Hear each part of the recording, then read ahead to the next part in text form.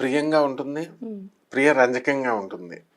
శ్రీ విశ్వావసు నామ సంవత్సరం ఈ ఉగాది 2025 నుంచి ఉగాది 2026 వరకు జరిగేటటువంటి ఈ సంవత్సర ఫలితాల్లో ధనుస్సు రాశి వారికి లీడింగ్లోకి వస్తారు. ఎందువల్లంటే షష్ఠస్థితిగతుడైనటువంటి గురుగ్రహ ప్రభావం వలన 2025లో అంతా కూడా 24 అంతా కూడా చాలా పిచ్చి పిచ్చిగా ఉంటుంది వాళ్ళకి. శత్రువులపై ఆధిపత్యం సంపాదిస్తారు కానీ మనసు అంత ఉల్లాసంగా ఉండదు. ఇప్పుడు ఈ సంవత్సరం మే 30 దాటిన తర్వాత నుంచి ఇంకా ఉల్లాసంగా తయారవుతారు. తర్వాత భార్యాభర్తల మధ్య అన్యోన్యత అనేటటువంటిది గ్రాఫ్ చాలా పైకి వెళ్ళిపోద్ది, బాగా పెరుగుద్ది. షేర్ మార్కెట్లో పెరిగినట్టుగా, ఇండెక్స్ బాగా పెరిగినట్టుగా.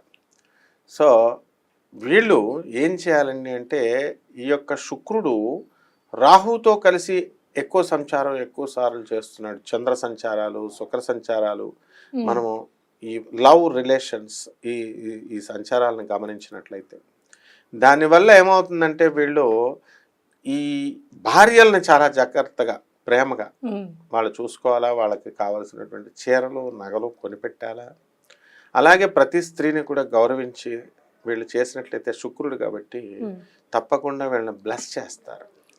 అలా కాకుండా భార్యల మాటలకి ఎదురు చెప్పినా, ఎడ్డమంటే తెడ్డమని వాదించినా వీళ్ళకి అనూహ్యమైనటువంటి ప్రాబ్లమ్స్ కెరీర్లో రావడానికి అవకాశాలు ఉంటాయి. అంటే స్త్రీ శాపము అంటాం, పితృశాపము అంటాం. అలా అంటే ఆ విధంగా వీళ్ళు జాగ్రత్తగా